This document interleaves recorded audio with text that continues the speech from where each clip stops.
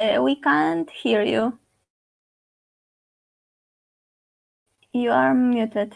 Okay, we can start if you wish. Okay, so now we can, I think. Yes, sure. Okay, so hello everyone, my name is Lydia and I'm a vice-president of NGSchool Society, and today I have a great pleasure to open the next session of our seminars.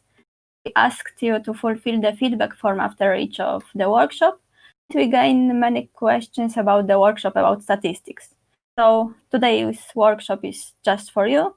And this workshop, Introductory Course of Biostatistics with Python, will be conducted by Urszula Smyczyńska. Urszula is an assistant professor at the Department of Biostatistics and Translational Medicine at the Medical University of Lodz. And she is not only a recognized researcher, academic teacher, but also a main part of NGSchool Society. Urszula is one of the main organizers of the seminars, of our seminars, summer school, and our virtual conference. The virtual conference will be held at the end of this September. And I think you are in good hands, and let's learn hard statistics with Python and have fun. Okay, so thank you, Lydia, for introduction.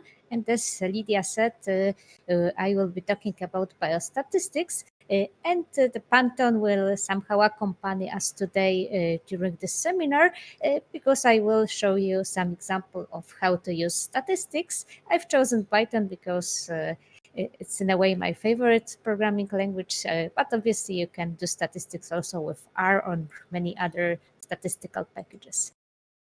Well, probably I should start with telling you what the biostatistics is. It's actually statistics applied to biological or biomedical problems. And in terms of mathematics, it basically is not different than any other kind of statistics applied to anything. What is different is your data and the context of the analysis. And it's quite good to know something about biology or medicine when you start with biostatistics, because those data are quite different than data, for example, coming from industry. And their main difference is that they are quite more variable because biological objects are in general much more complex and complicated than anything else in the world. And so they also are not repeatable as much as, for example, technical objects. As you can see in the graphics in the slide, the biostatistics is actually related to many other things, many other fields of research, which we unfortunately cannot cover during one seminar. It's somehow related to big data, data mining, to a lot of models, and it's sometimes actually very hard to tell where the boundary is between statistics and, for example, machine learning. So they are basically related, and the statistics is something that is at the basis of practically every modeling or every big data analysis.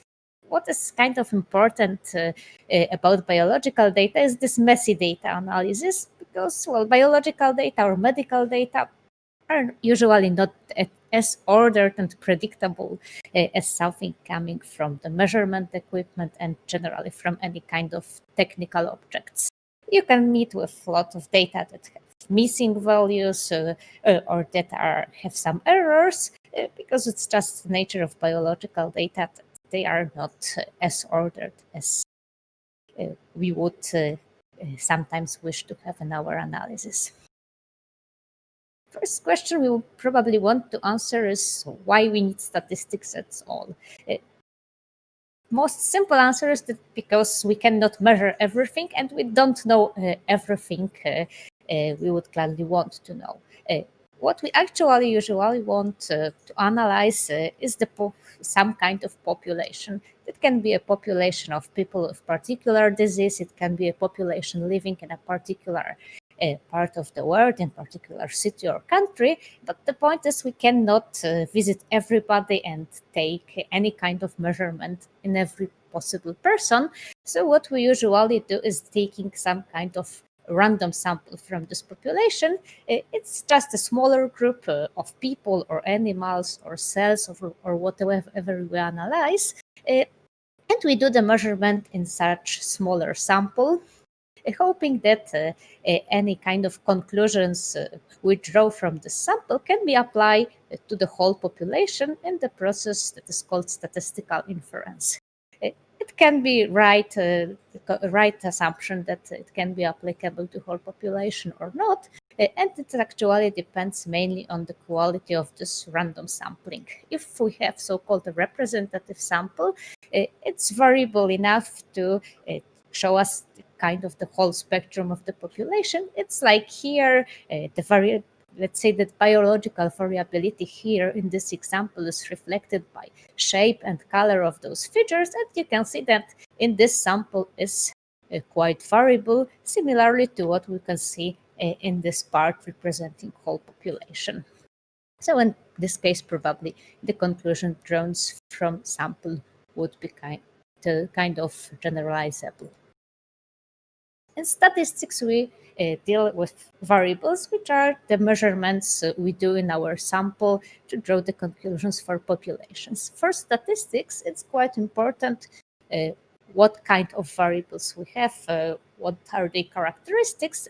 Usually, we can distinguish three groups of variables. There are nominal variables, which are just simple categories that describe our measurements, our cases, but those categories are not ordered in any natural way. You can see the example in the slide. Those are variable like sex, like presence or absence of some mutation, or the occurrence of disease.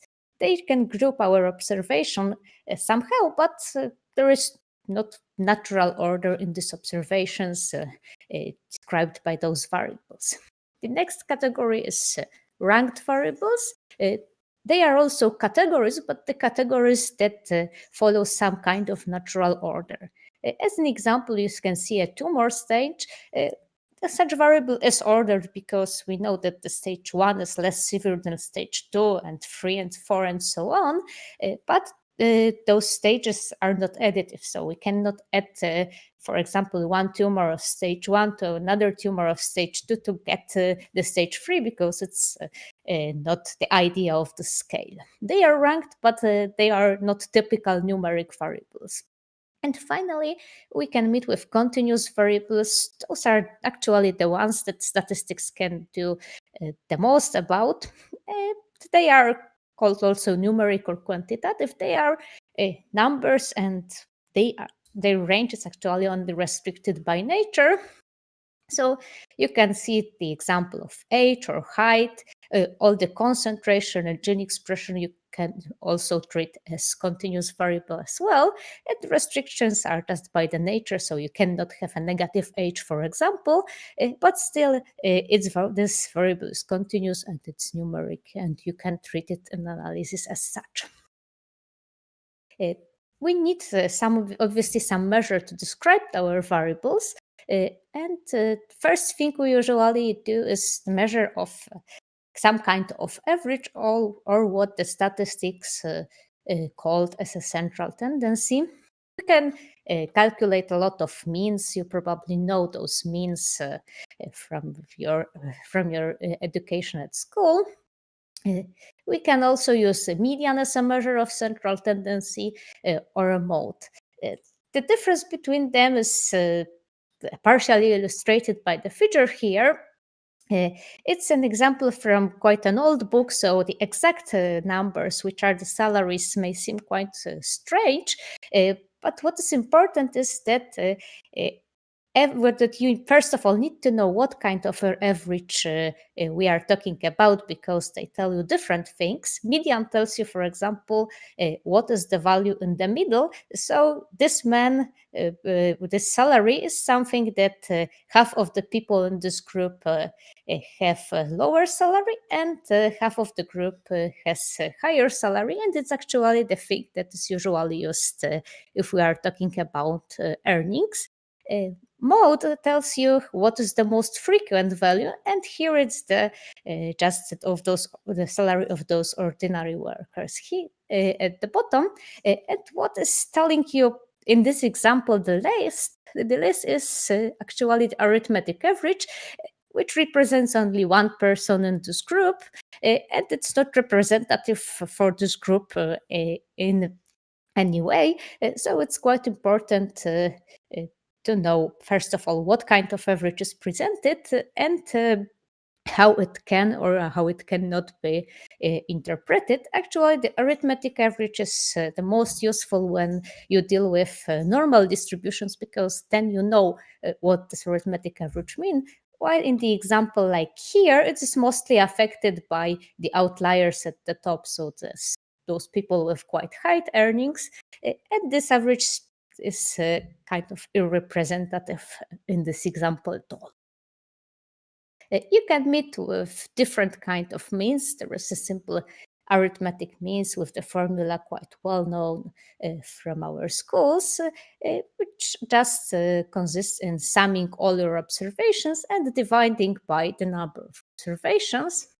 The next thing that is quite useful also in bioinformatics is the geometric average, which is calculated first by multiplying our observations and then calculating the root of the order n, with this n being the number of your observation.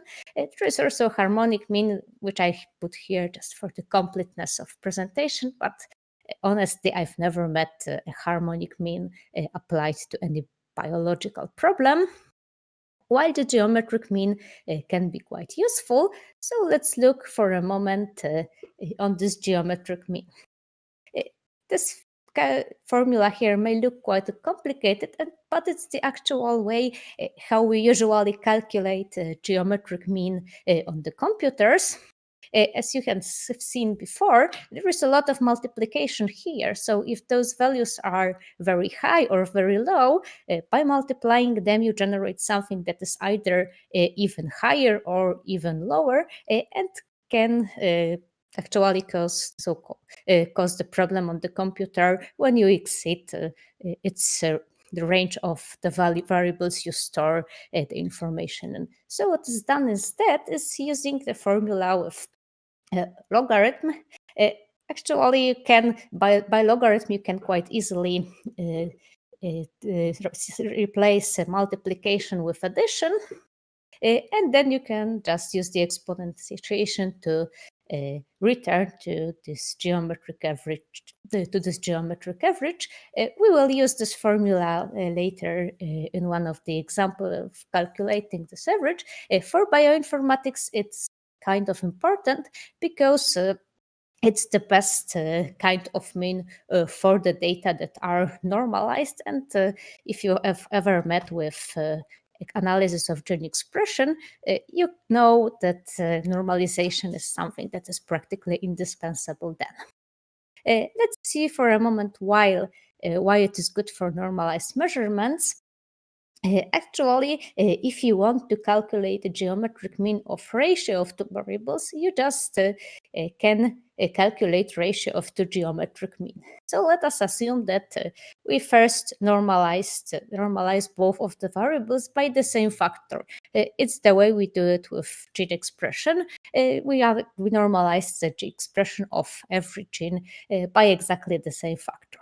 So let's try calculating the geometric means of such ratios. And actually what you come to is just the ratio of two geometric means x over y over x. So basically the normalization does not affect the geometric mean at all. That's why we use it with normalized values. Having this central tendency measure, so something that is somehow an average, somehow the most representative observation, we want also sometimes to tell how variable those measurements are. And here we have quite a lot of options how to show them. The most typical things are variance and standard deviation. I will talk about them in a moment. We can sometimes also use standard error. Again, I will come to it in a moment. And also we can present in some cases a range which is just minimum and maximum, or sometimes also the distance from minimum to the maximum in our data.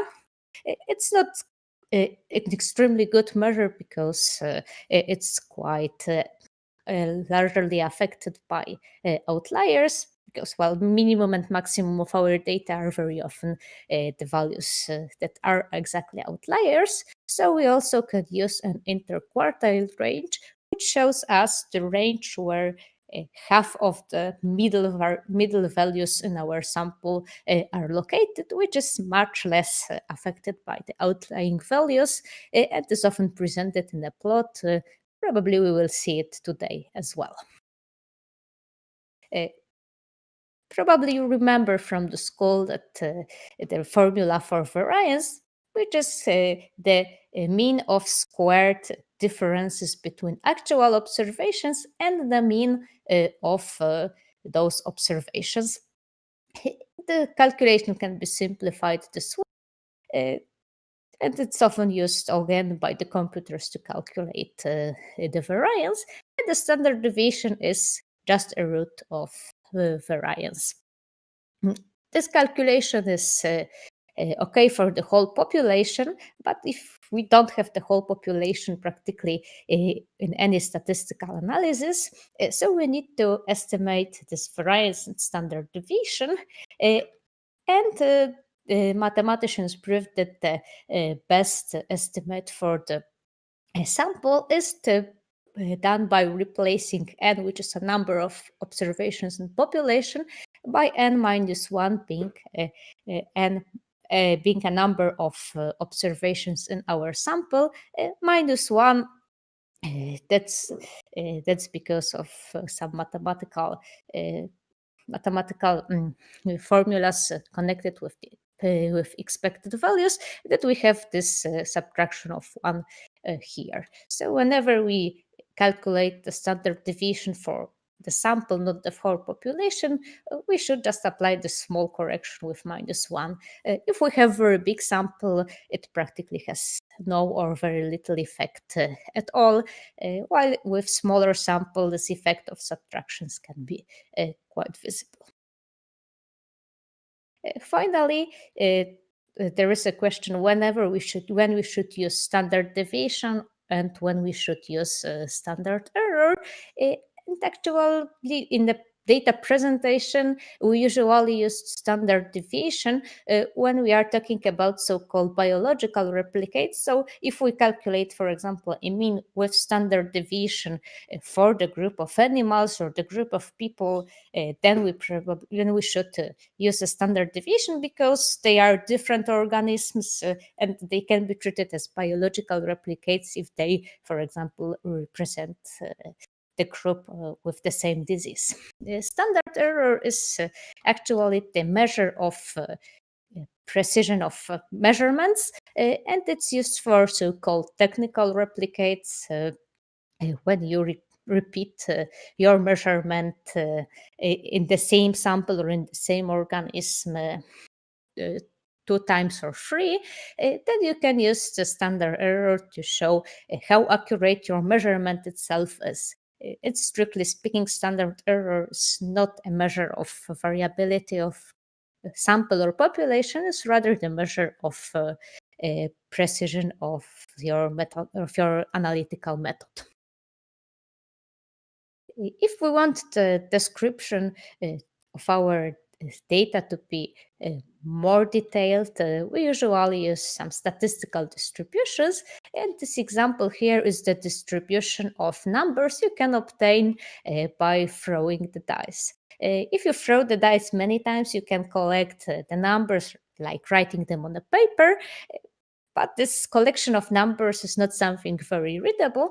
So what you would probably do later would be to calculate how many ones, how many twos, threes, and so on you have in your paper, and then you will tell, okay, I have 9 ones, for example, 10 twos, and so on. which will be the summary of your experiment. And it is also presented in this graph where we have a probability of each number. It's actually the expected probability, because we expect to have exactly the same number of each result. While in the real experiment, obviously, it would be a little bit different. We can present a distribution either somehow idealized from a mathematical model.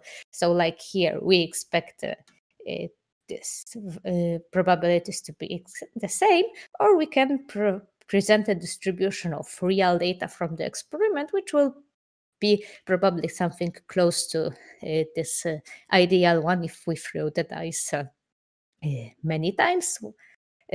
But if we just do a few of them, that probably would be quite far from this ideal result. In statistics, we use many types of distributions. The most important property of all probability distribution is that they must sum to 1. In discrete case, you have explicitly the sum here of the probabilities of all possible event or possible outcomes. Like in the dice throwing, the outcomes are the numbers from 1 to 6. So the probability of having any number from 1 to 6 must be 1, because there is no other possible options. The same applies to continuous distributions that you have here only the integral, not the sum, but it's equivalent to summation. This one is just telling you that probability of every possible outcome or every possible event must sum to 1, because, well, basically something must happen. In statistics, we also define a cumulative distribution. It's useful in some calculations, and it's the probability for each number. It's the probability of finding the number that is lower or equal to this set. So for each number, we have in this continuous distribution the information how probable is to meet the event that is the event of the number being smaller than this one. Probably the most important distribution in statistics is a normal distribution. It's this quite well-known and famous bell-shaped curve with quite a complex formula. But actually, what is important in this formula, well, the most important is that it is parameterized by only 2 numbers. This mi is the mean, and sigma is the standard deviation, and the rest of this formula are constant things or the value of our variable. So actually, having 2 parameters is enough to have a whole distribution described. In this picture, you have also shown what a proportion of events lies, for example, between 0 in case it's mean, but it's a standardized distribution with the mean 0. So from mean to, for example, 1 standard deviation or 2 standard deviation, and it's this relation holds for every normal distribution independently if the mean is 0 or not. Another property of normal distribution is written here, that the mean is equal to median and it is equal to mode. It is typical for normal distribution, but in general, it is not true in many other distributions. You have different values for mean and median.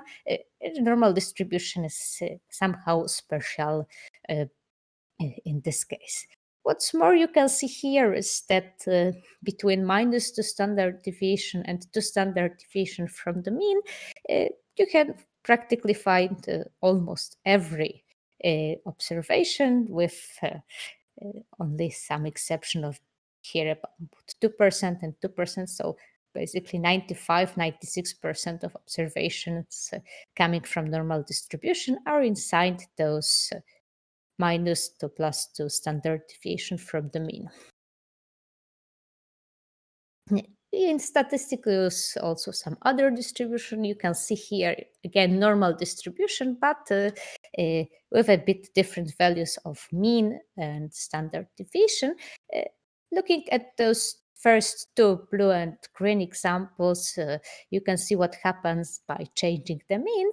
The only difference between those two curves is just that one of them is moved so that the mean and the same median and mode is 1 instead of the 0 for this blue curve. If you change the standard deviation, the normal curve either becomes narrower or wider. If the standard deviation is lower, you can have a narrower distribution, while when it is higher, it becomes very wide, like the cyan here. Cumulative distribution is telling you how many observations below each value you can expect in your distribution. Let's take the green one, and for example, you can expect that something like almost 20% of observations will be below 0. Below 1, you will probably find the half of observations, because this one is supposed to be a mean and the same median of the screen curve. Uniform distribution is something that would apply to our dice experiment. Obviously, then it will be discrete, because we would only have values like 1, 2, 3, and so on. In biology, I think it's not very common, but it's something that tells us that every event in some range is equally possible, while everything outside the specific range is totally impossible. I also have slides with some other distributions, just to show you how they look, because it's quite not common to see them in many courses. The t-student distribution is something that is also quite useful in the statistics. In shape, it's very similar to the normal distribution, but it's the distribution that is actually observed in many experiments. The difference in this curve visually is compared to normal distribution. It's usually a bit wider, accounting for a bit more of the variability in sample than in population. This parameter here is number of our observations.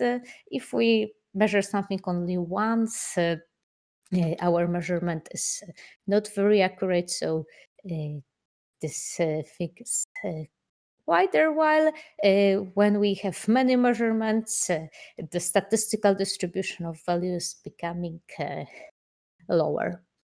It's used in many statistical tests, so it's also quite important in statistics. In biology, we can also meet with data whose logarithms are normally distributed. It's so-called log normal distribution, which, contrary to normal distribution, is no longer symmetric. It can be found often in the variables that are naturally bounded by 0 and can take quite high values. It's quite a typical distribution, for example, for body weight. It may be also observed in glucose measurements because they are naturally bounded by 0, and there is a little possibility of going far from the mean to the lower value, while it's quite possible to find values that are much higher than mean or the median. Like, for example, in the body weight, when you can gain weight quite a lot, but if you are becoming very, very slim, it will end really bad for you quite fast, much faster than when you are gaining weight. Exponential distribution is maybe not that popular in biology. It's characterized by quite a large number of observations in the lower range of values, and it's dropping quite fast, so the extremely high values are observed not very often. chi-square distribution is something that doesn't happen very often in nature, probably, but it's basis of many statistical tests. So again, I've just put the plot here for you to be able to see how it does look, but you don't actually need to memorize it at all. Okay, we've covered the basic part about basically describing our data, so we will try to do it with Python. I've prepared for you a notebook with code. You can run it from GitHub following this link. It will take you to Google Colab, and you can run everything in Google Colab. So basically, you don't need to install Python. Okay, I see that Lydia have put the link to the notebook. So you can basically open it in Colab. If you wish, you can also work on your own computer, but you will need a few libraries installed. I will be running it on my computer, but it actually doesn't change quite a lot. Whatever you use, if it is Colab or if it's your local environment. Actually, in Colab, you can also use your local environment if you really wish to do it. So let's start with the setting and importing part.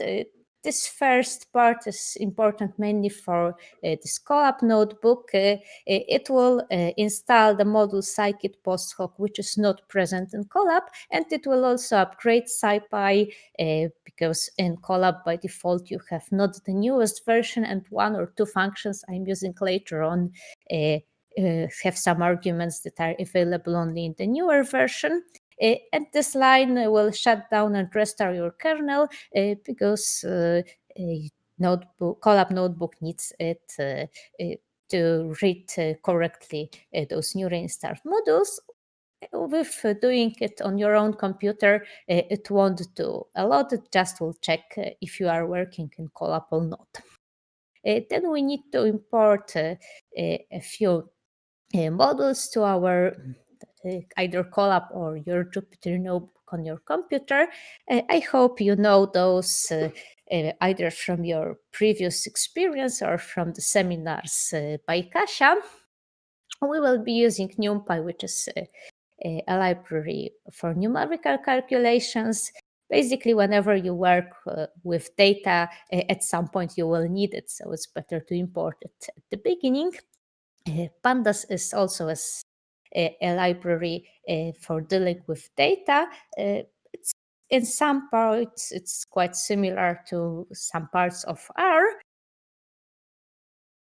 and it's generally a bit more advanced than NumPy, and in some cases also easier to use. This line just sets the format for Pandas display because I want to have only 4 decimal places for every number. By default, Python displays quite more. We will be using a bitmap matplotlib for plotting.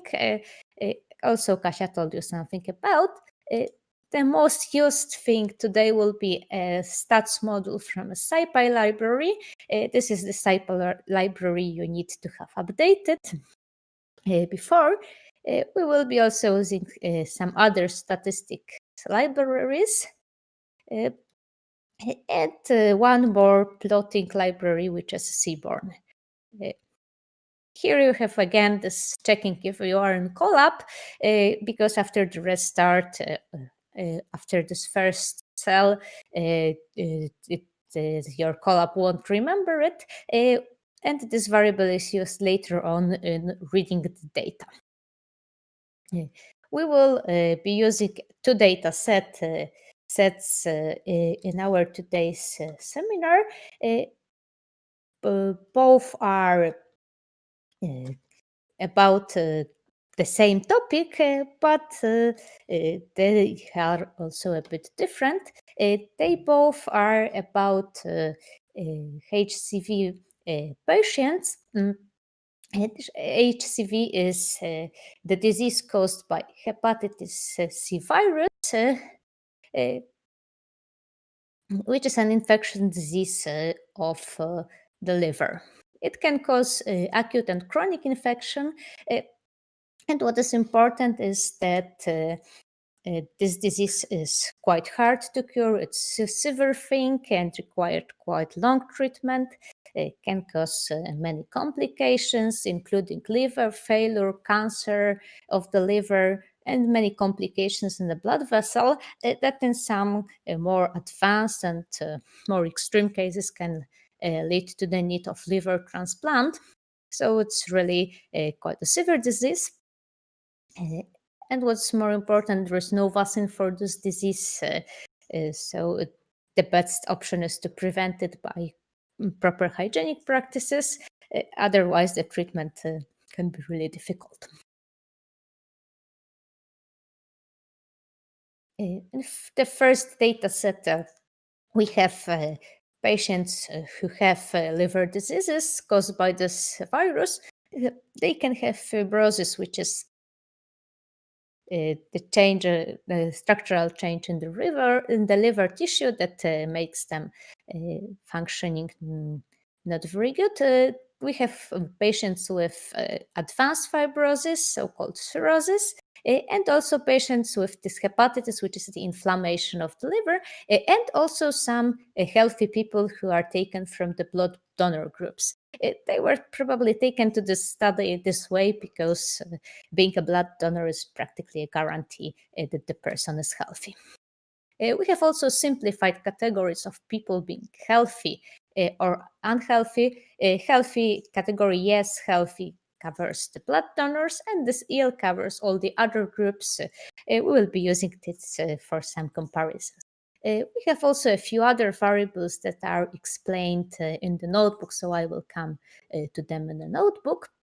And the second data set concerns the same disease and also people with liver problems, but the data are from Egypt, which is the country with the greatest fraction of those diseases, so the greatest problem with this hepatitis C virus in the world. This dataset contains quite more variables. I grouped them into nominal and continuous, but they are described in the notebook in more details, so I will just come to the notebook. First, we will read this data set.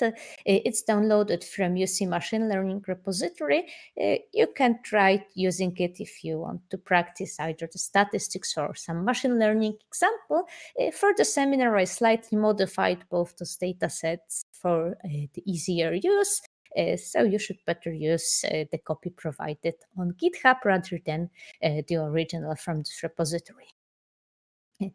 In this first data set, we have patients categorized either to 4 groups or two groups, as I've told you. We have also given the age of those patients. It's rounded to integers, but in general, it's a continuous variable. We have a nominal variable describing patient sex. They are coded M for men and F for women coming from female. And we have some laboratory measurements that are usually done in patients with liver problems. In majority, there are some enzymes that can either get elevated or drop down depending on the patient's condition. You have also the measurement of albumin, which is a protein that is commonly found in blood plasma. You have also a total protein. Those two you will see later in the examples. Some of others as well. Among the things that are not enzymes, we have a bilirubin, which is a metabolite produced by the liver, getting rid of abnormal or aged red blood cells. It's the thing that can cause yellow discoloration of the skin if the liver is not working properly.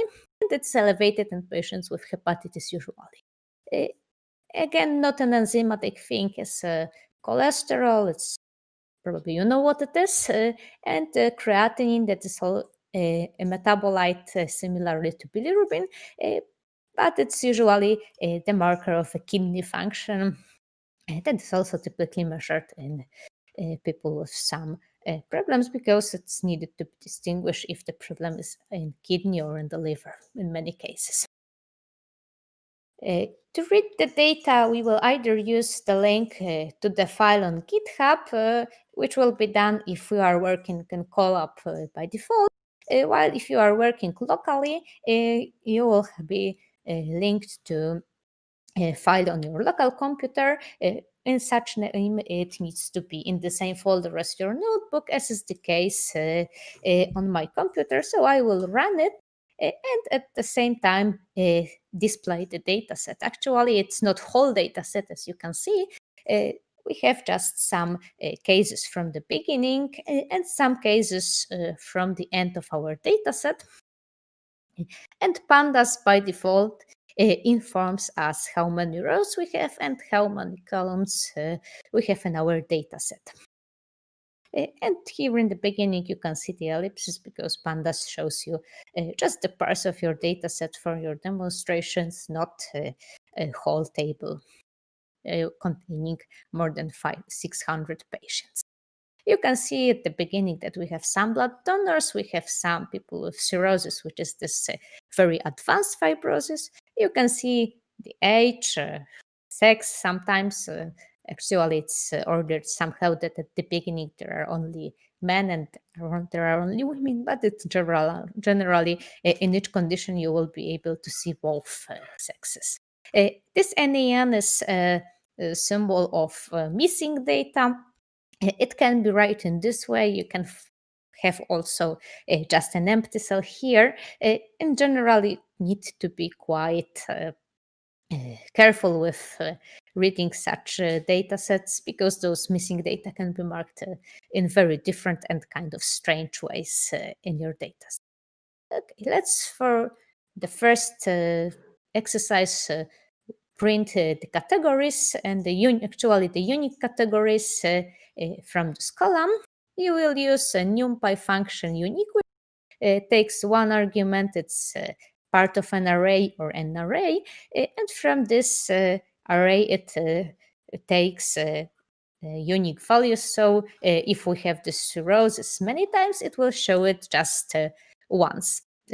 This .loc is the way of specifying the part of pandas data frame we want to use.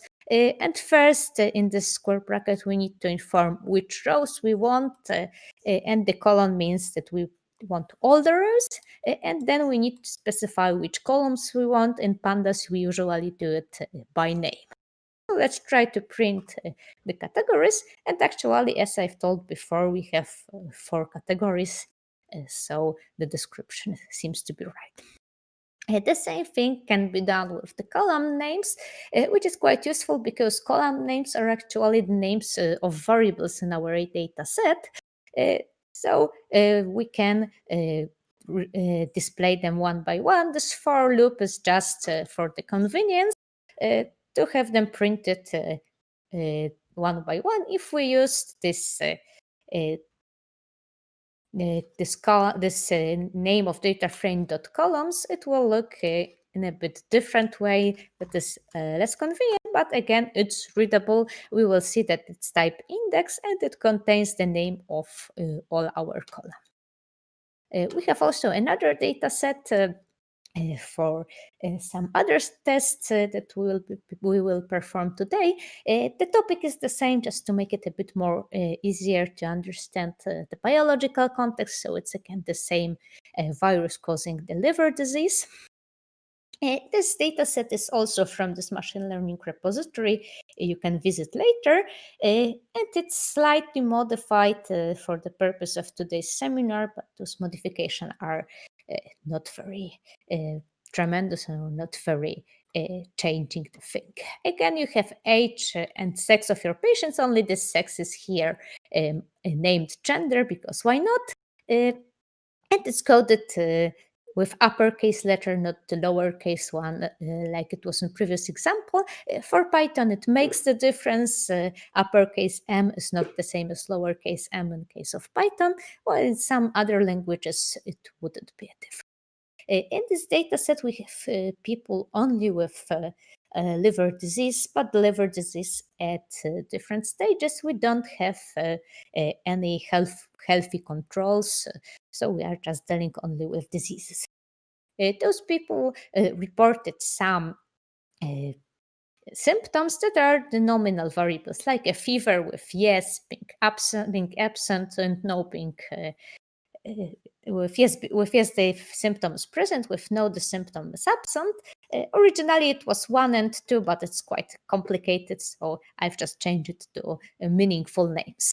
Then you have a list of other symptoms that could be reported by each patient. All of them are here, the nominal variables. Then you have a few continuous variables like white blood cells. It should be C rather than S here.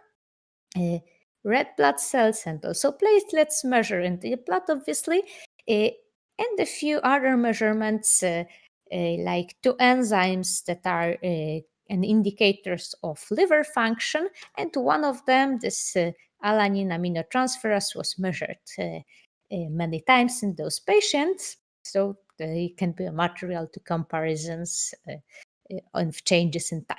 Then you have also the amount of viral RNA in the patients. There is a test, probably something similar actually to well-known today COVID qPCR test that measure the amount of RNA from this hepatitis virus. And the patients had it measured at the baseline, so before treatment, and after 4 and 12 weeks of treatment, and at the end of their treatment to see if the virus was actually eradicated during treatment or not. At the same time, there was a measurement of RNA elongation factor. It's a protein that can be exploited by viruses. We will not use it in today's analysis.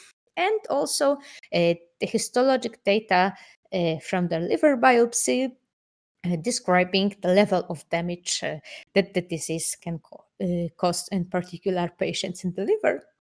This first thing, being a grading, is quite complex, and we won't be using it today.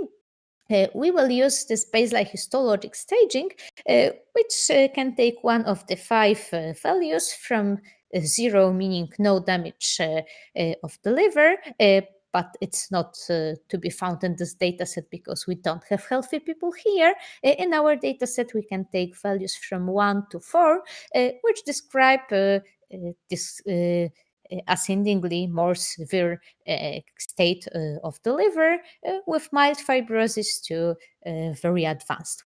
I will read this data set as the one before. The reading is the same as before with just read CSV function of pandas, and also you can either read it from GitHub if you are in Colab, or locally from your drive if you are using your Python environment. We will need to wait a moment. Okay, we can see that data set since it's quite big. We have some columns cut. And we need to also to move to the right to see this last thing of histologic staging. And we have many cases again here not visible at all. You can see then we have almost 1,400 of patients in this data set and 28 columns with variables, mainly coming from the fact that some measurements were repeated many times at many time points during the patient's treatment. We can try to list the columns once again to see all the names, because we cannot see all names here. So we need a list separately. It looks very similar to what was presented before, only the order is a bit different. But if you refer to the variables, the columns by name, it's actually not a problem with the order at all. Let's try the descriptive statistics, so the means and standard deviation and so on. But first, I will just print the shape of this data frame, which first gives us number of rows and then number of columns. Those numbers should look exactly the same as shown by pandas, either here or in the case of the data in the dataset before. We are using this first dataset from Germany, the one with a lower number of variables. So we should expect to see like something like 600 of patients, and it is so. We have 600 and something of our patients and 14 columns. The formatting here, this format here is just to show this number in quite a well-looking format. I think it was covered by Kasia during her webinar. Now I'm moving to this descriptive statistics, and in pandas it's actually quite easy to calculate them. You just can specify the name of data frame or some slice of the data frame here. Like here you take all rows and the variable age, and you use the function describe to calculate the descriptive statistic of the age variable. First you have count, which is a number of valid cases, so number of cases with a valid value for age. You have a mean of those valid values, standard deviation STD, and then you have minimum, maximum, and also median. Here 50% means median, and lower quartile here 25% is lower quartile, and you have an upper quartile marked by 75%. So we can read that the average age is about 47 years, and also the median is 47. So mean and median are in this case quite close. We can try to repeat the same calculation dividing patient by sex. It's quite useful when we want to compare two or more groups in our data that are specified by some variable. To this code from previous cell, we just add, before the described, we add the pandas function group by, and we specify by what exactly we want to group. And it's the column sex in this in our data frame with those HCV data from this German data set. Let's try doing it. And you have the same thing like here, only the display format is a bit different. You have number of valid cases, but now divided to female and male. And again, exactly the same statistics as before, but again with division to the sex. So we have separate median for women and separate median for men. They are actually a bit different, but not much. And now we will try to describe two variables at a time. And the only actual change is that instead using age here, we put two column names in a square bracket, and pandas will automatically know that we want to describe the two variables each separately, and we will group them by the sex as before. So let's run it. This format of presentation may not be exactly what you would like to see, because with more variables you will have a very, very long table, but for two it's still acceptable. You can look at the counts to see that the cholesterol must be available for some patients, because we have 237 women, while 7 of them are not listed here, so probably they don't have a cholesterol value measured, or it's given in so incorrect format that cannot be read as a number. We'll also try to calculate the geometric mean. In this case, it's maybe not a very meaningful one, but still the functions to calculate may be useful for you. I'm leaving the first part as it was before, so choosing two columns, grouping patients by sex, and then there comes the aggregate function, which allows us to aggregate the data here with use of the specific function. It is a gmean function, which is a geometric mean, coming from SciPy stats function. We can also specify the axis along which we do the calculation. So let's run this. And here we encounter a little bit of the problem because for cholesterol, we have some values that are not numbers, and this particular SciPy function cannot deal with them correctly, just by ignoring them, for example. So we don't have a value of geometric mean for cholesterol. That's where comes this complicated formula from the slide with a logarithm and with the exponentiation. So we need to calculate the logarithm, then calculate the mean of logarithms, and finally reverse the logarithm to get this geometric mean. And well, this time it works because NumPy mean function can calculate mean also for data with some holes, so with some missing data. It just ignores them calculating the mean. So, well, the conclusion is that you just need to be aware of missing data in your data set, and in many cases, you need to be consciously decide what you do with them, while some Python function can actually deal with them in an automatic way, but it's not always the way you want it to do. Next part is about of this notebook. It's about distribution. We will just visualize some distribution right now, and then we will move to statistics. But let's try visualizing first distribution of the cholesterol. In pandas, it's again quite simple. You can generate a histogram, which is a visualization of distribution, just applying a hist function from pandas data frame module to your data. You specify your data frame by the argument data. It's still the same HCV data. You specify which column you want to visualize, and there are also some plotting options applied here for the plot just to look better, but without them it will also run. You can see the distribution of cholesterol values.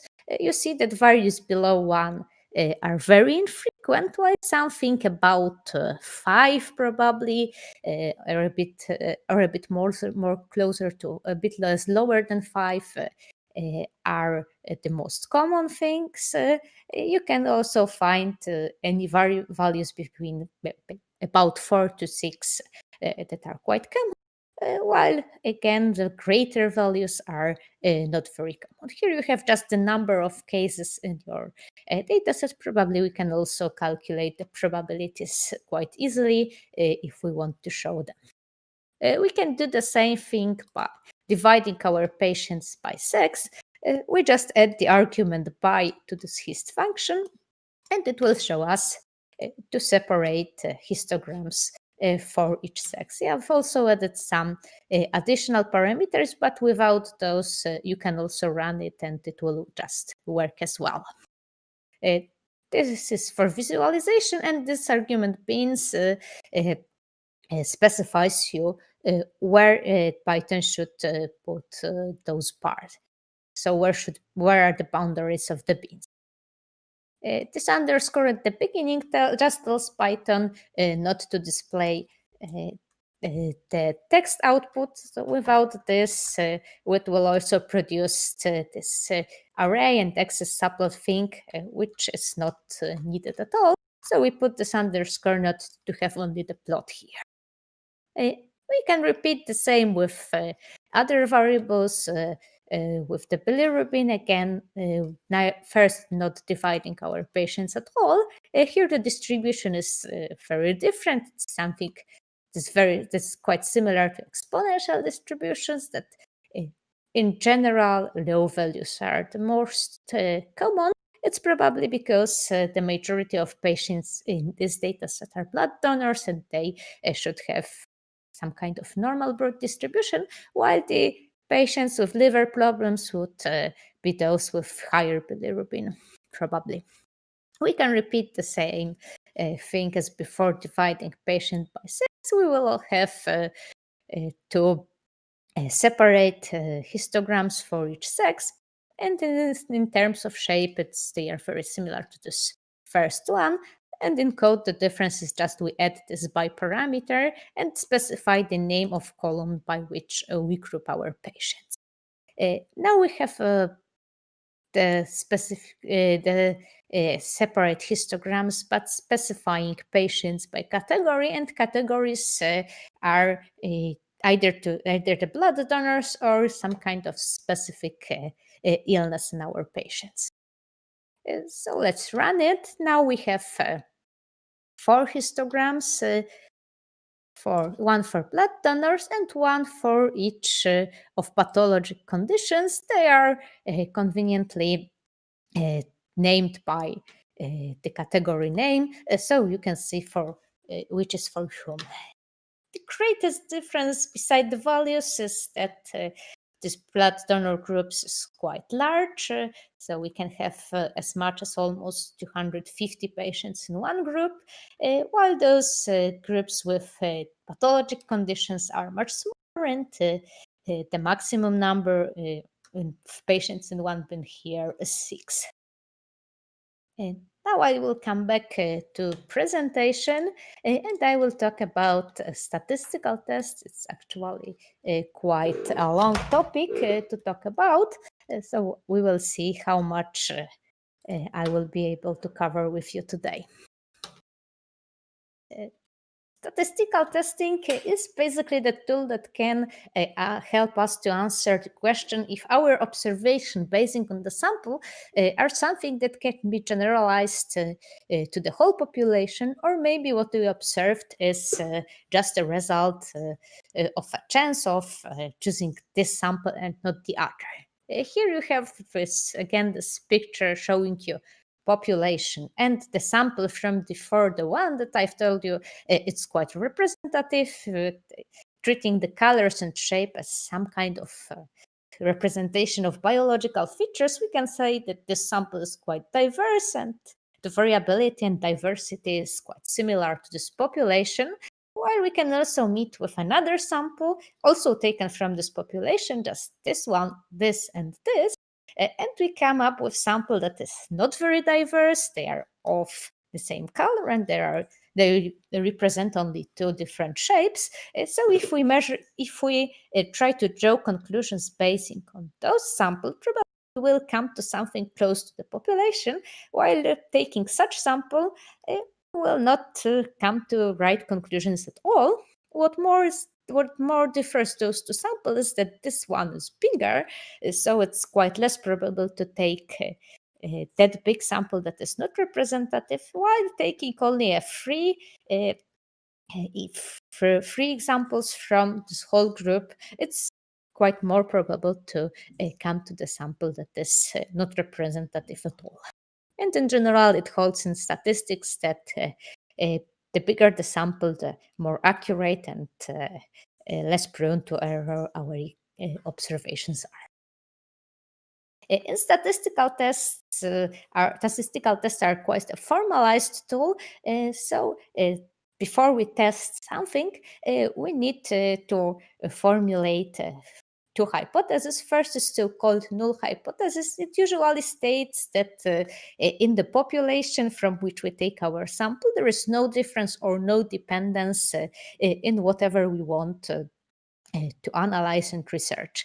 There is the next alternative hypothesis. It's actually what we would like to prove, what we believe, and it's the opposite of null hypothesis, so stating that there is some kind of difference or the dependence in the populations.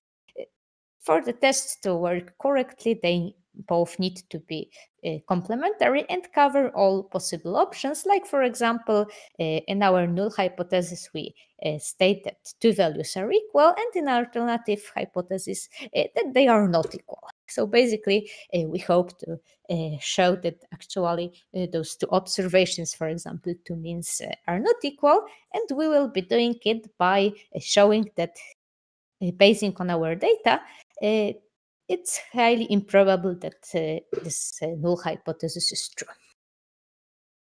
Before we come to the more details about how the tests are done and what tests are used for each situation, we need to know what are the possible outcomes of statistical testings in general. In reality, this null hypothesis can be either false or true. It's quite obvious because, like it was here, the things can either be equal or not, and there's no other option. And our decision can be to reject this null hypothesis. So basically tell that it's not true, or not to reject, not having not having any evidence to show that this hypothesis is false. We just don't reject it. Of the 4 possible outcomes of testings, 2 are okay. First of all, is rejecting of this null hypothesis when it is in reality false, because those 2 things represent basically the same.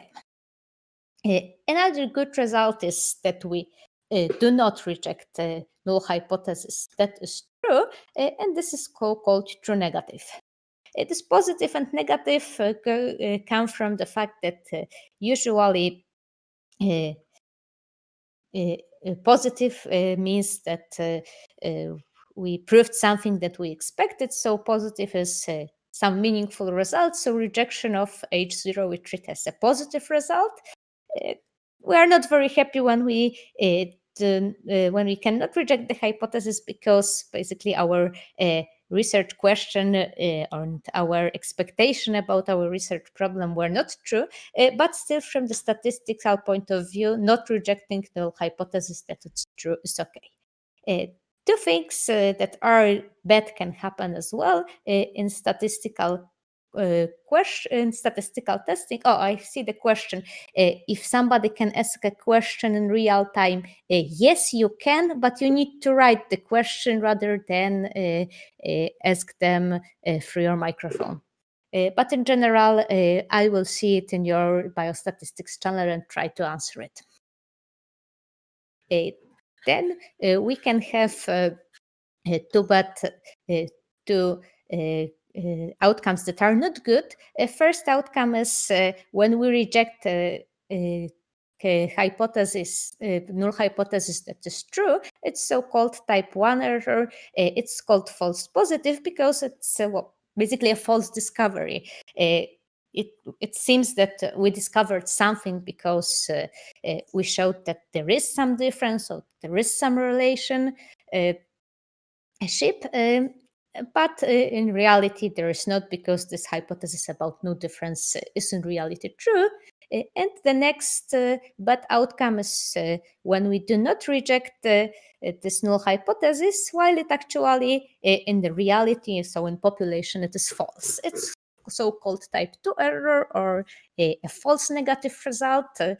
And false negative is basically because we fail to find the relationship or to discover something that actually exists. Those alpha and beta are the probabilities of committing respectively type 1 error and type 2.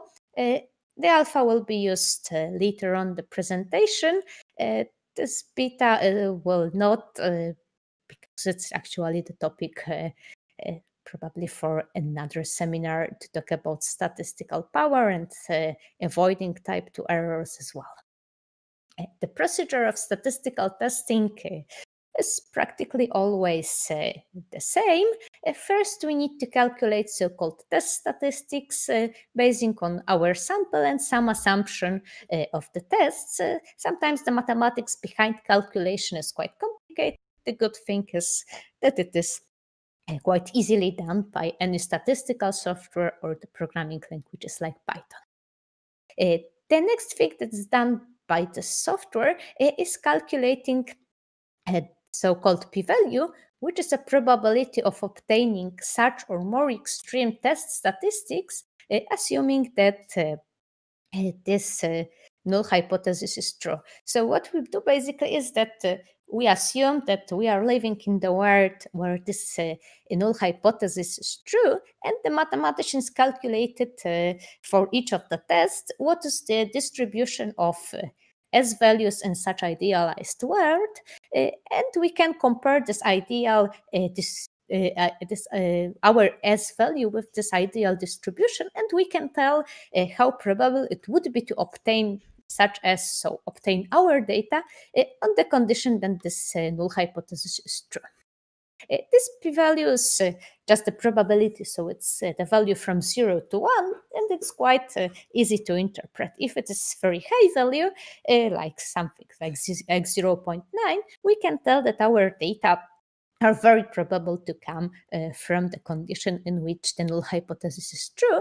While if we have very low p-value, then it's the probability of the data being taken from a population in which this hypothesis is true is not very high. And what we do finally is just decision if we reject the null hypothesis, thinking that our data are probably not coming from such a population, or if we just stay with this hypothesis, not rejecting it, and assuming that probably it is true. To decide, we need to find a threshold value for P. In biological sciences, this threshold being at the same time the probability, acceptable probability of type 1 error is usually 5%, so 0.05. And if we have a low p-value below the threshold, we reject null hypothesis, and then we accept the alternative one because our data probably do not come from the population with this hypothesis being true.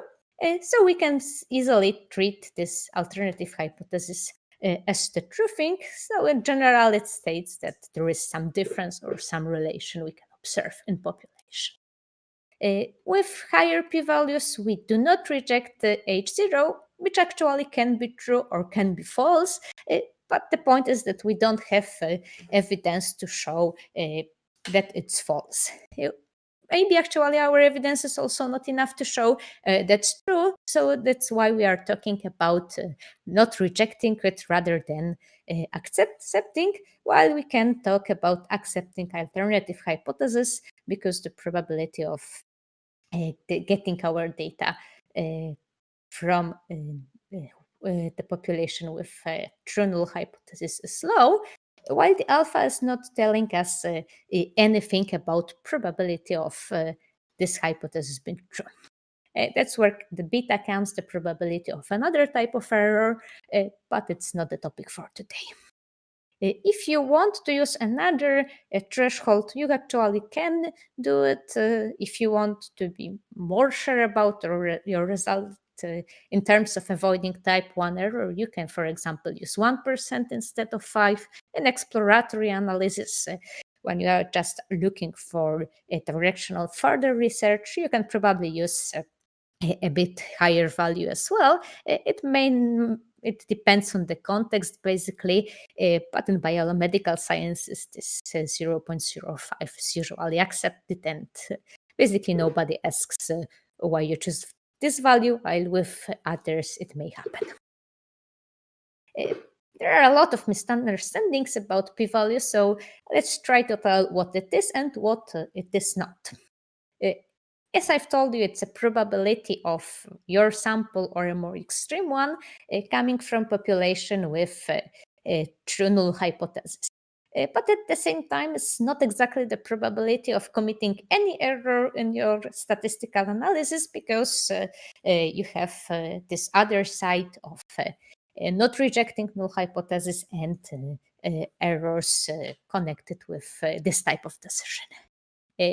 P-value is derived basing on your sample, and it somehow depends on the effect size and the sample size, with effect size being the description of how great is the difference and of how strong is the relationship.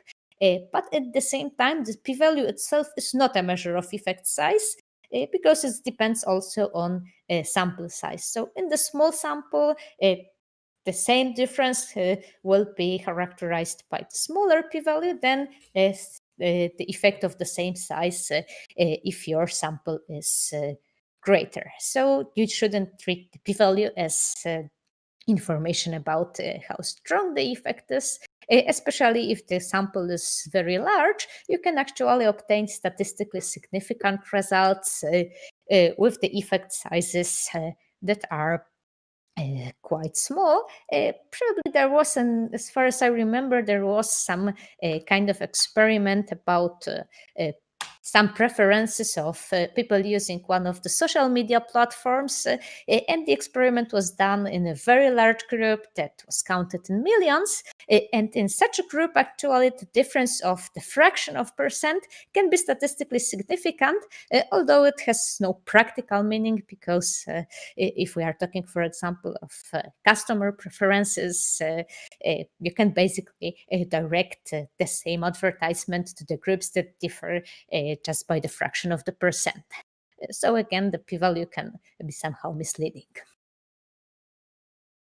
The next question is how to choose a statistical test.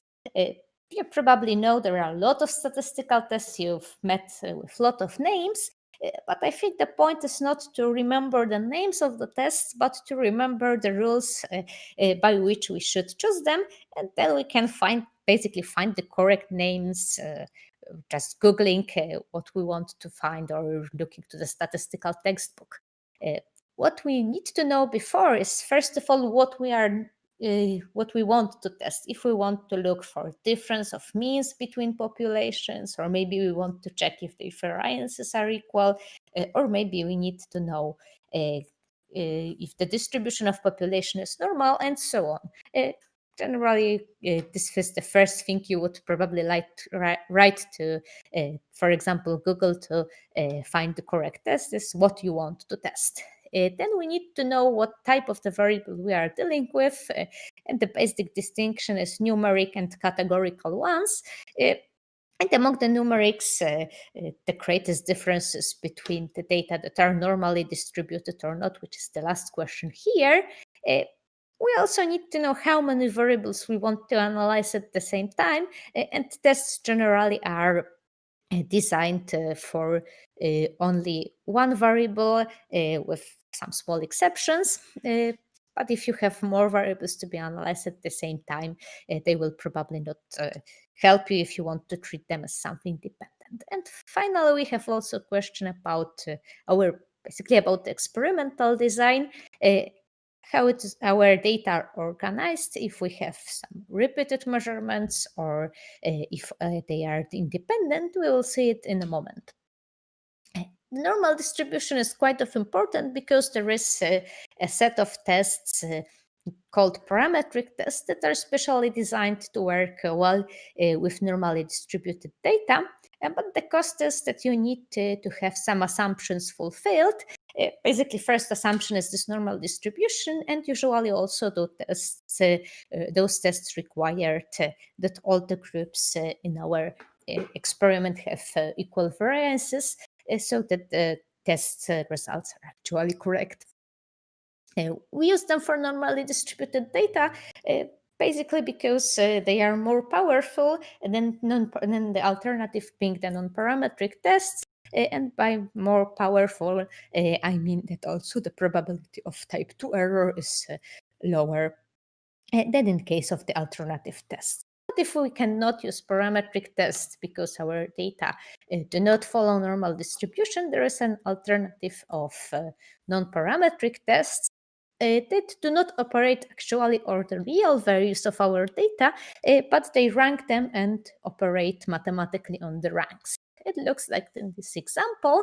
This is about comparing the heights of men and women. It's a very simple example.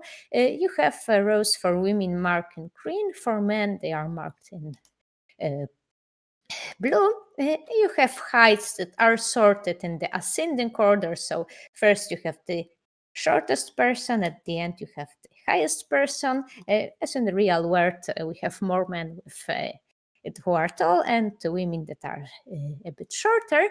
And what the parametric test, which in this case would be a t-test, will use is the actual value of the heights. It will calculate the means for both groups, so separate the mean for women and separately for men. Also the standard deviations for both groups, which ideally should be similar. And then it will compare this actual value and based on them, it will calculate the test statistic and the p-value. If we used a non-parametric test, it would rank the values like here, in either descending or ascending order is actually not very important, and it will work on rank to see if our groups are equally distributed in the list. So probably it would show that actually they are not, because we have much more females here at the beginning and more men with taller heights at the end of the list. But it will not, this non-parametric test, in this case the Mann-Whitney test, will use ranks rather than the actual values of height. The upside of this approach is that you can use non-parametric tests to practically any distribution, even if you have the outliers.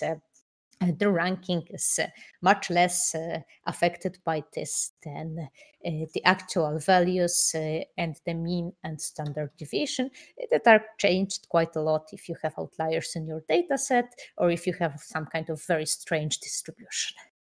So this rank are kind of a security option to work for any distribution that you can meet. Next question was about experimental design of related or paired measurements, or just unrelated or unpaired things. Unpaired measurements are basically the observations done in the separate groups. So, for example, you have healthy mice, you have mice with disease A, you have mice with the disease B, and you will take a drop of blood from every mice, you measure something in the blood, and you compare the groups between themselves to show the difference between being healthy or having disease A and having disease B. Another option is the pair measurements design, in which you take the same group of cases, here mice, and measure something twice in those groups. This twice can mean twice, or actually it can be more times, but it can mean either two measurements in time. So, for example, before giving some pills and after, or it can be a measurement done by two different assays to compare if they actually give the same result or not. In this design, before and after giving some interventions, so for example, some medication, this design has an advantage that actually each case is its own control, and the statistical tests that are used in such scenarios usually analyze just the case-wise differences. So what is changed in this particular mice between the first measurement and the second measurement, the change in this mice and in this, and they take only the value of change and compare it usually to 0 to show if this value of change is actually different than 0, or if there is no change between those two measurements. Those tests compared to the unpaired one can give you a significant, usually can give you a significant result with smaller effect sizes because they are designed in a way that they analyze the differences case by case. So if you have a slight change in every mice and this but all the changes go in the same way. So, for example, in all mice there is an increase of the parameter. It would be probably the significant result, even if this increase is quite small. While if you have increase in one mice or and decrease in another, and so on, if you probably will get an insignificant result, even if the absolute values of changes are quite high. Finally, here we have a picture with so-called, let's say, the instruction of how to choose particular tests with names of the tests in those green rectangles. I don't think you should bother not memorizing it right now, because it's impossible to memorize all the names right now. You just have this question one by one, and you can just come back to the diagram if you need. Basically, first you determine how many variables or measurements you have, and the only situation when you have more than one measurement and still use the test is those repeated measurements scenarios. If you have a few variables to analyze and they are not repeated measurements, then you should probably use a model rather than a test. If you have repeated measurements, you can use you can either have two of them or three of them. Two of them or more. This two is just distinguished from the rest because they are usually separate tests if you compare just two things, and other tests if you compare more than two things. And finally, you have also the question about normal distribution, and then you have indication what kind of test you should use, and here are the actual names of your tests. Generally, if the answer to normal distribution name is yes, the normal distribution question is yes, you use so-called parametric tests that use either normal or t-test distribution somewhere behind. If it's no, you use a non-parametric test like this Wilcoxon test or Friedman test here. If we are talking about a situation with no repeated measurements, we can in general analyze only one variable at a time. And again, the procedure is kind of similar. We have number of groups to be determined. Again, 2 is something that is quite privileged because there are separate tests, and more than 2 is basically another subgroup.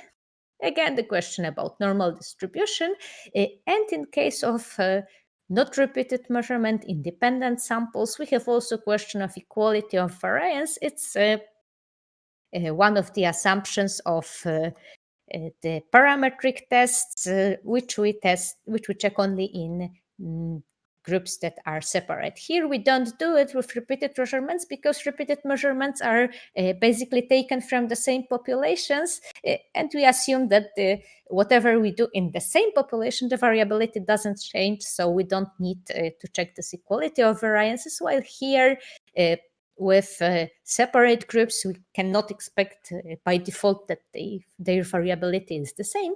So we need to check this assumption, and if all the assumptions are met, we can use parametric tests like t-test or ANOVA.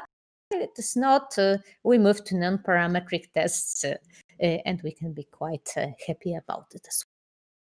So now let's try doing the tests. The diagram is copied to the notebook, so you don't need really to be bothered that you have not remembered the names of all the tests yet.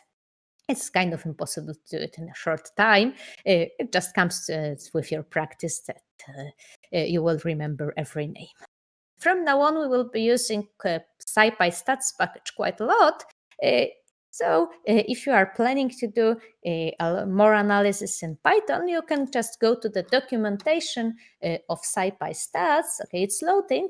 And here you have a description of all the functions that are available here. There are quite a lot of them. Usually you can try to find them by the name.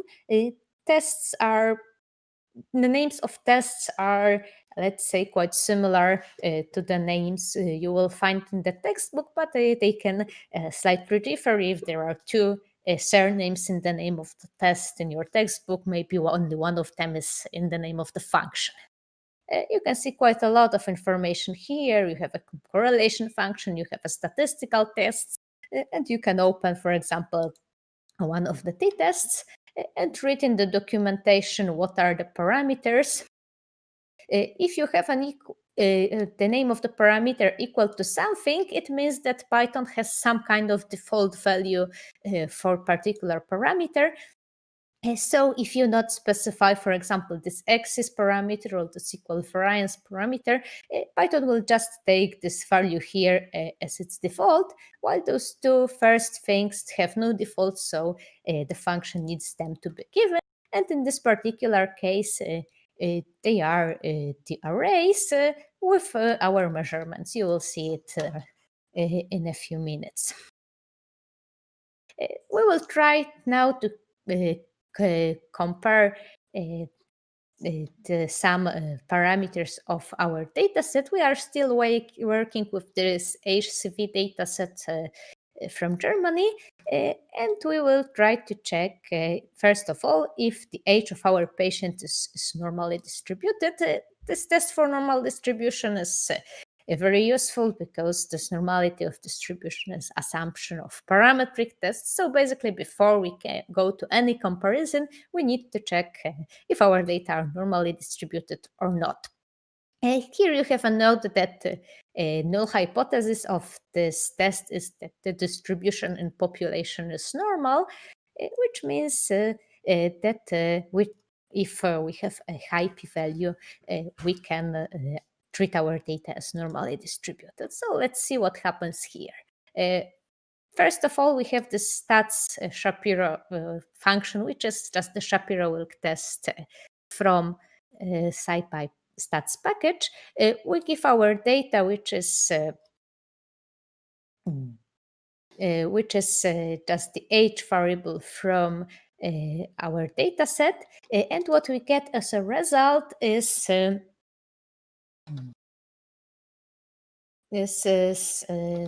are two values. First is as a test statistic, and the next is p, which is a p-value from our test. Those slides are just for clean printing of our result. The statistic is quite hard to be interpreted, but we have a p-value calculated. This p-value is something very low. I've displayed only 4 decimal places, and they are all 0. So for sure, we can tell that this distribution is different than normal. We probably had a histogram of the age, hopefully. Okay, we don't have this histogram of the age. You can try doing it by yourself then. But what we can tell from this test is that this distribution is different than normal. Let's see if I put, for example, 10 decimal places, if we will find something else than 0. Actually, we can find something else than 0, but still, the conclusion is valid that it is distributed in a bit different way than normal distributions. I will try to repeat it. The analysis dividing patients by sex. We again use this group by function of pandas. This gives us quite a complicated structures that contains names of the groups, so the levels of the sex variables and the data for each group. And this for loop will take the name of the group from the structure, extract by this function the data for the particular group, and for this particular group, so group data will take the variable age and calculate the test result, which then will be printed by the next 4 lines. The comparisons by group are quite important because we often want to know if the assumptions are met in each group. For example, if you want to compare the mean of age or of anything else into groups, you actually need to know if the distribution is normal in each group. Let's run this. Well, we could have expected low p-values in both cases because before it was low, and I wouldn't expect very much different distribution of age in women and men because the experiments are usually not planned so. But nonetheless, the result is again that we reject the null hypothesis having a very low p-value, and we conclude that distribution of age also in each group specified by patient sex is different than normal. Let's try the same for a few variables at the same time. The difference with respect to the previous code is just we have a list of variables here, and this previous loop testing for each variable here is just nested in another loop that iterates over this list of variables. And the name here, which was here just age, because we compared age, is called a variable here, and the variable is the name taken from this list. So let's run it, and you can see that you have first the albumin, and we have p-value for females and for males. Again, no normal distribution. Here we have another variable, we have a cholesterol, we have creatinine. Basically, the only normal distribution we found is the cholesterol in females. We have p-value that's quite above 0.05, so we can treat only this thing as normally distributed, but it doesn't help much because if we want to compare women with men, we have this male group with no normal distribution. So again, the parametric test won't work good. We can also try to do the same grouping by the category. The code doesn't change much. The only thing that appears here is that we have 4 categories while we have only 2 sexes. So this is a bit more complicated, but we have the same loops iterating over variables and iterating over the groups in this variable, specifying our data framed group by categories. So let's run it and see what print. The print is basically the same as it was. We have first creatinine and then protein, total protein concentration. We have the result of the tests for each group. So blood donors, the cirrhosis, which is very advanced fibrosis, for fibrosis, and for hepatitis, the inflammation. And again, we have a few cases that we can treat as normal distribution. This can be treated as normal distribution with this p-value being close to 0.05, but at least still a bit higher. And also in those groups here, we can treat the distribution as normal, but it can actually be the result of just lack of the evidence that this distribution is different. Our groups here are quite small, so it may be that we just don't have not enough data to reject the hypothesis rather than it's true.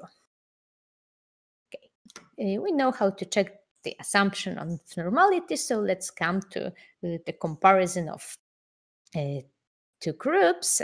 We will try to. Okay, there we have a question. Wouldn't it be ideally to carry out the Shapiro-Wilk test for all groups at once? It is not because how the data are structured.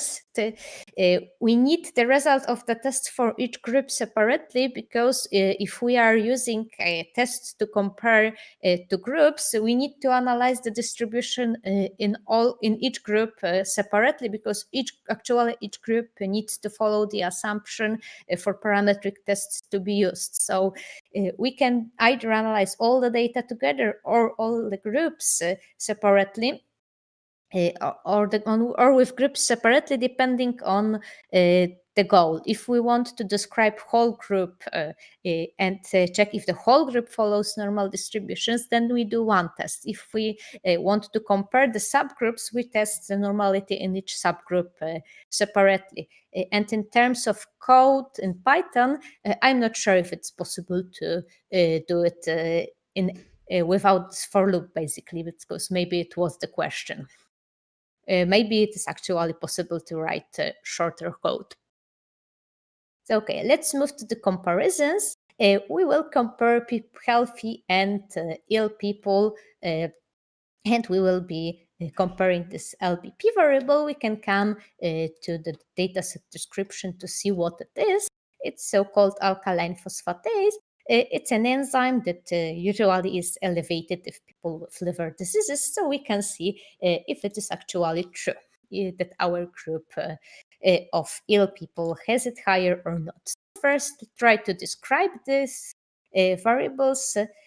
We can sometimes actually take 2 columns from our data frame and then group them, just specifying here the name, not like it was done before, giving here all the column, but just the name. And then we will use function describe to show us the descriptive statistics for this enzyme. We have a group of healthy people and group of unhealthy people. This people with disease are much less numerous than those healthy ones, but still we can compare them. It's not much of the problem. And we can see that the means are definitely different, and the value is higher in the group that is actually healthy, which is quite strange, but well, maybe it can happen actually in our data, even if this doesn't follow what should be expected.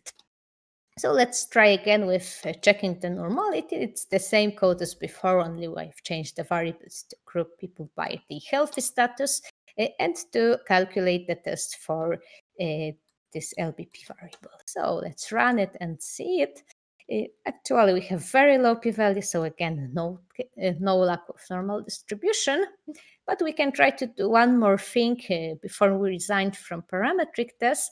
Actually, sometimes it happens that the data from biology follow the log normal distribution I've been talking about before. So such a distribution in which logarithms of actual values are normally distributed. So let's try to calculate the logarithm of this LBP variable, and then we will try to calculate the test statistics and the p-value. Before I calculate the logarithm, there is also the stropNA function because the logarithm in NumPy has problems with missing values, so we just need to get rid of them, but we get rid of them at the level of each group separately.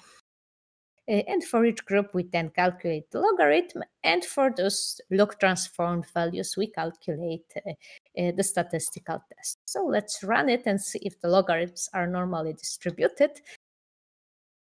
Finally, we arrived at something that we can treat as normal distribution because both p-values in group of healthy people in the group and in the group of people with the disease are above this threshold of 5%, so we can use a parametric test. Almost we can use parametric test because there is another assumption of the equality of variances. So let's try this as well. Just for the convenience, I will add a log LBP variable to our data frame. I just assigned the logarithm of this ALP to this new variable. It's nothing very spectacular. And now we will use the test that compares the variances. First, I divide our data frame by this healthy variable. I do it once again, basically because I've added a new variable. Okay, there is also a question. The question is basically why I've tried this log transform. If it was because I knew it was a log normal distribution of I just wanted to know. I haven't known it before, but it's something that we just typically try with biological data, and is kind of useful also with gene expression, which can take the value from quite a wide range. Usually, if we log transform them, they sometimes at least follow normal distribution. It was just done because it's typical in biology. The other option is you look at the histogram and you can try to guess what kind of distribution you meet and what kind of the transform can help to normalize the distribution. But if there is no such transform, you can just move to the non-parametric test, and it's also okay. So let's come back to the variance comparison in our data set. We just take the group of healthy people, well, the data of healthy people, the data of people with the disease. There are a few operations. First is this getting group, then there is taking specific variable, and there is also a dropping of of values that are not numbers, because again the test will not handle them correctly. To compare two groups in terms of the variance, there are a few tests. I've just taken a Bartlett test. There are a few others in the SciPy that can compare the variances. You can choose one of them from this SciPy stats documentation. Also, you can look by name, but in general, those functions have some small descriptions here. So there is there is a probability that if you put either the name or the application, you will find it in this list. If you want to compare the variances, you just need to put two datasets, basically the values for the same variable in your two groups as two arguments to this function, and you will again get test statistics and the p-value. The majority of tests from SciPy stats library work just this way. So let's try to run it. Actually, we are not very lucky going to the parametric tests. This Bartlett test has a very similar null hypothesis as the tests before that, stating that the variances are equal. We have a p-value that forces us to reject such a hypothesis, so the variances are different. We can actually see it here. Standard deviations in those two groups are very different. So this result of a test is actually not very surprising here. Having such a problem with parametric tests, we would use the Mann-Whitney test, which in our diagram is an alternative. We have one group of we have one variable, two groups, but we have not we have normal distribution, but we don't have any equal variances, so we'll end here with Mann-Whitney test. Let's come back to this part of the code. Here, and to the Mann-Whitney test, we need to give our data just in the way as to this Bartlett test. So one group, another group, the order is indifferent. You can first put healthy or first put ill, it doesn't matter. And then we have also some parameters. Those actually depend on the test. Usually those parameters have some default values, and in many cases defaults are okay. If you find something like a continuity or use continuity is some kind of a correction, usually it needs to be applied if you have a small sample. If the sample is big, you probably don't need any corrections at all. There is also type of the alternative hypothesis, but for now on, we will just use the default value that was just written here once again. Similar to the previous one, the test gives you two results, test statistics and p-value. So when you run it, you will see the result that is kind of similar as before. The test statistic is something that is calculating basing on the ranks because it's a non-parametric test. And from this p-value, we can say that we reject null hypothesis. Null hypothesis being typically something that tells you about no difference. So we can state that in this case, the means of the values are different. Let's see what would happen if we used the data without logarithms. So just change this value log ALP to just ALP. Again, we have two groups, healthy, ill people with those same data, and I'm putting them to the same Mann-Whitney test. And actually, you can see that the result is exactly the same as before. It's because the logarithm doesn't change the order of our data, and with this test working on ranks, it gets the same order independently if we use logarithm or not. So it basically doesn't matter for the non-parametric test if you use logarithm or not. Okay, let's see let's see the difference in the plot, because it's kind of pointless to prove the difference, not seeing how big it is and how does it look. For this purpose, we will use a box plot function that can be applied directly to pandas data frame, and applying it to data requires choosing a column that we want to plot, so our ALP variable, and we need to specify by what we want to group our data. The rest is just some specification of how the feature should look, basically for you to be able to see it in our stream correctly and in the clear way. It produces automatically a box plot, obviously because it's box plot function, and such a box plot shows us in the middle. Usually it is median by default. Probably you can specify it in the argument if you want a mean. The box will show you an interquartile range. So here in this box, the middle 15% of your cases should be placed. So basically, half of your patients, for example, with the disease, have this ALP parameter between, let's say, like something like 30 and 75. The whiskers are usually connected with the width of this box, but to know exactly what they represented, the best option is to read the documentation on the function, and to what does not fit between the whiskers as they are specified in our documentation. It's usually specified in a way that they should go away from the median to the distance specified by some by this interquartile range multiplied by something. And if there is no case that goes that far, they are just ended at the last more extreme case. So here the distance is shorter than and whatever doesn't fit between the whiskers is treated as an outlier and plotted as a separate point. Again, looking at the documentation, you can probably find how to switch the outliers off.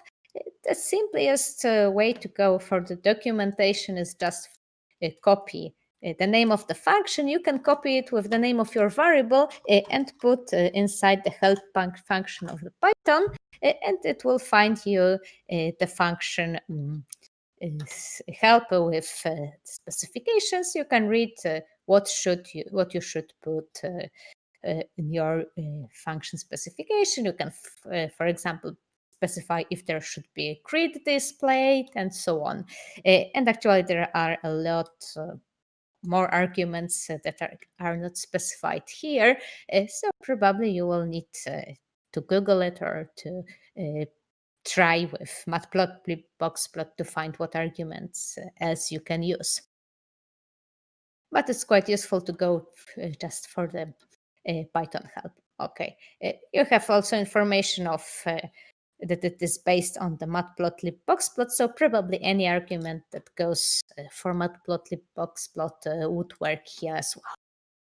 Okay, I will get rid of it. Actually, here is also shown how to apply a t-test for independent samples, so the parametric ones. A parametric one, it's not particularly correct in this case, but I wanted just to show you how it's done in Python. It's just a t-test in meaning the independent samples, also from the SciPy-Stats library.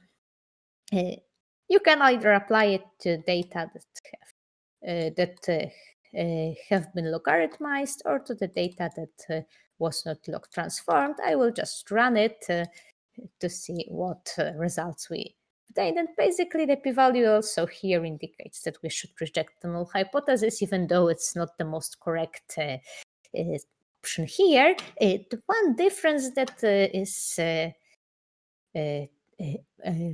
between this test and the one we used before is that this function, due to some reason, actually can deal with NAN values or with missing values by specifying NAN policy. I've written here omit, which is not the default option. The omit option just skips the cases without numeric values, but by default, I think it would produce an error informing you that you have NANs in your data set, and using them, the function cannot calculate them. But if you specify omit, Python will just ignore them and calculate tests for everything else. Another option that was not actually even given in the scheme in the presentation is a modification of a t-test that would work also for samples with unequal variances. We just need to specify another parameter, which is equal variances false. And by adding it to your t-test function, we'll tell Python and specifically SciPy to use the modified t-test version that can also accommodate for unequal variances in your group. In textbooks, it's usually called Welch test, but since the modification is mathematically quite small, it was probably just by this reason implemented as the variation of this t-test function. So sometimes in the statistical packages, those names of function do not correspond ideally to what you would find in your textbook. So let's see this Welch test, but probably you can expect that again this test will find the statistically significant difference in this LBP between both two groups of the patient. If you would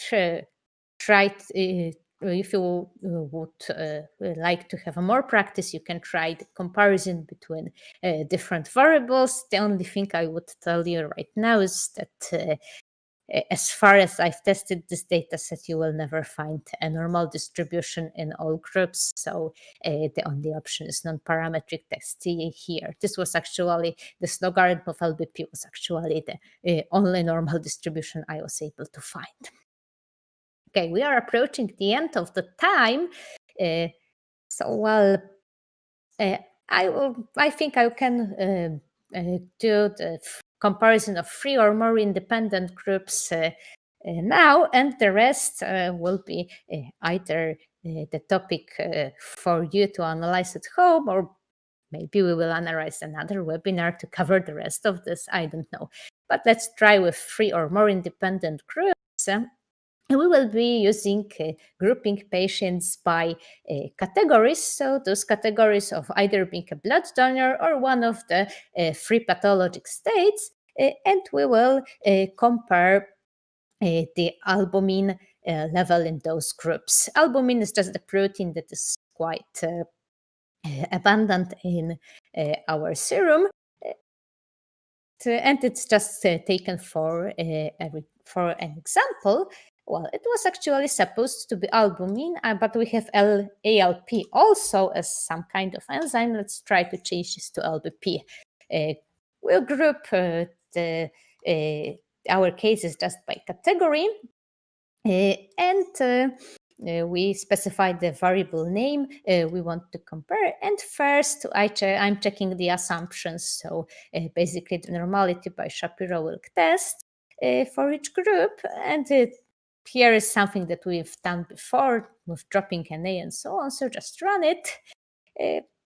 In 3 groups, you can actually find the normal distributions in those 3 groups of people with diseases. Maybe that's just because those groups are small and do not provide evidence of any other distribution, rather than it is really normal. But this healthy group is kind of the problem because the distribution is different than normal. So we cannot use parametric test. Parametric test in this case would be going here more than 2 groups and no normal distribution. So we go for Kruskal-Wallis test, which is a non-parametric one. Let's come back to this comparison. I take explicitly 4 groups of my data. I have the data grouped by category, and I use a getGroup function to have a data for blood donors and for all 3 diseases. And also I'm choosing just one variable, the one I've specified before, so this albumin. And then we need to use a proper test. It's a Descriptive test that can compare more than 2 groups at a time, and it's a non-parametric test, so the one working on ranks. We need to specify all our groups. This function is designed in such a way that it can take, maybe basically any number of the groups from 3. Probably there is some upper limit, but I don't know how big it is. And then we can also specify so-called keyword arguments like this NA policy. This test is capable of omitting not numbers, NANs, so I don't need to drop them before, while in some other tests it's so easy. And again, as the tests before, it gives us back test statistics and p-value, and that's it. We can run it. Since null hypothesis is about lack of difference, having very low p-value, we can tell that there is a difference in albumin between those groups. It's not the end of the story, obviously, because we don't know which pairs of the group differ.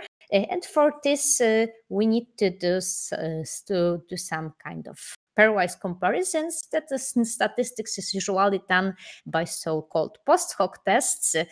We technically can also compare the groups in pairs, but we will do a lot of tests, and in each such test, we risk committing type 1 errors, and cumulatively, we can have a bigger risk than just this 5%, while those post hoc tests are designed in a way the cumulative probability of committing error is kept at the correct level, so we use them rather than the pairwise comparison itself. Here we are using the post hoc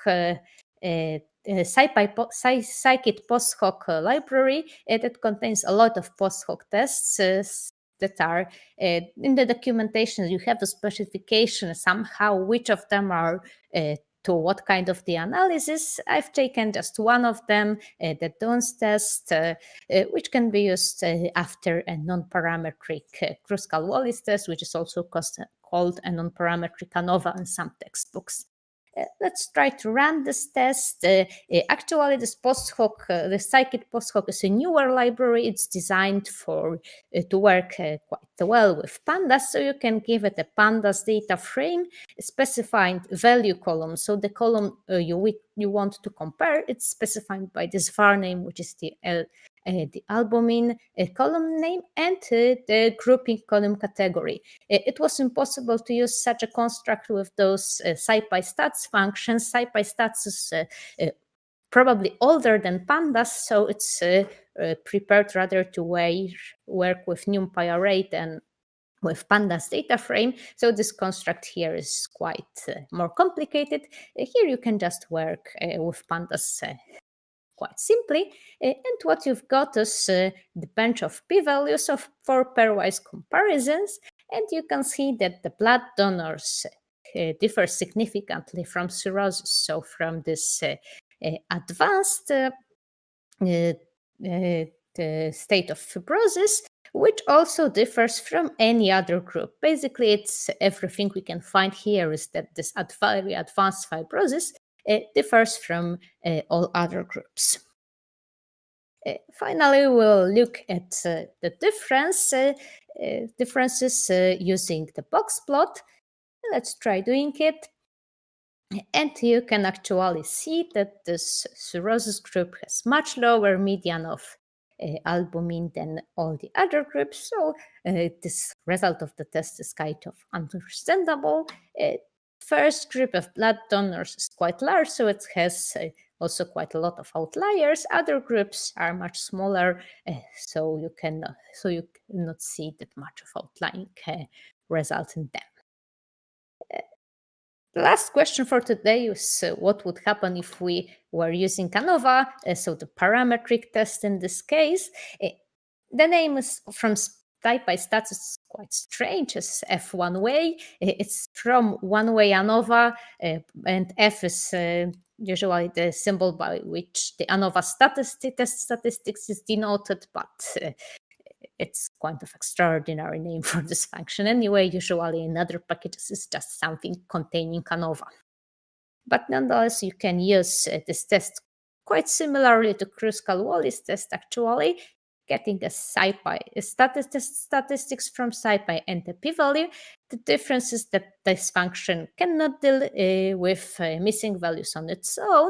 So I take those donors of cirrhosis and so on data that were specified here for Kruskal-Wallis test, and before applying ANOVA function, I need to drop missing values, what was done by the Kruskal-Wallis test on its own, and we can print the result of this test as well. As for the conclusion, it actually doesn't differ that much from the previous. Let's try also the post hoc, the one that is called the Taki test, and it's that is often used after ANOVA, so it's a parametric alternative, not exactly good for those data, but to technically show you how it should run, it's okay. Basically, the results should look almost the same it was before. And actually, it is so that the cirrhosis group differs from everything else. Obviously, if you need more practice, you can repeat the analysis using other variables or other settings, and the rest of this notebook can be used by you either at home, or maybe if we decide that it would be useful for you, maybe we will also cover it during another seminar.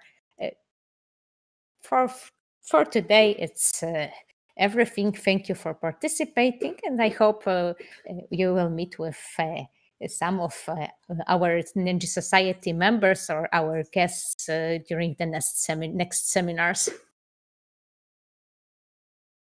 Thank you, Ola, for a very informative workshop. And I have one question. Maybe it will be important for our participants. Which books or resources can you recommend to cover this knowledge to know more for later?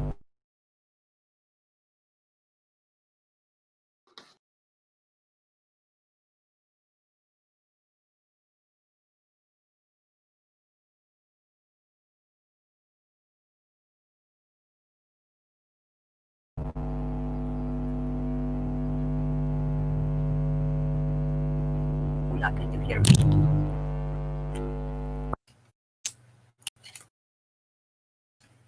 Can you hear me?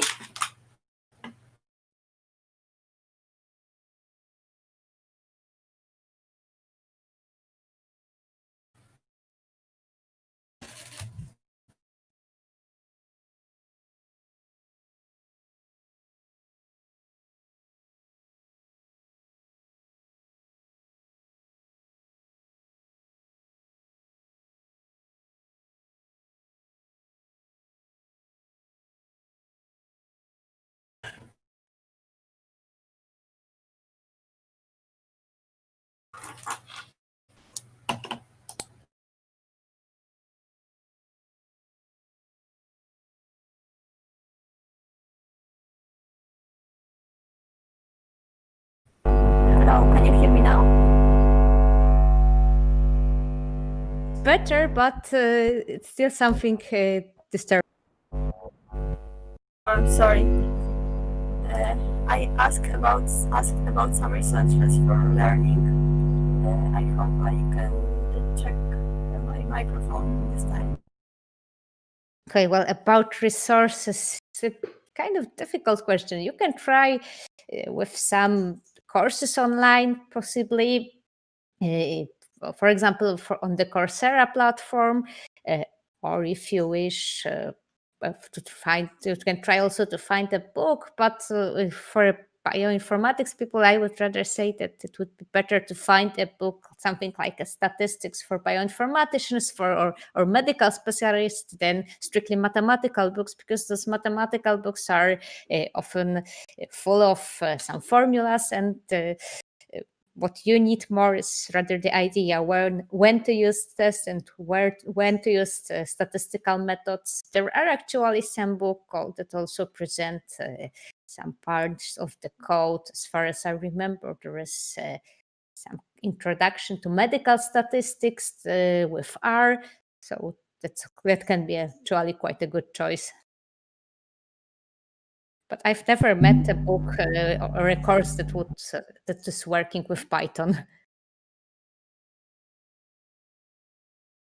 Like programs type by resources will be useful, yes.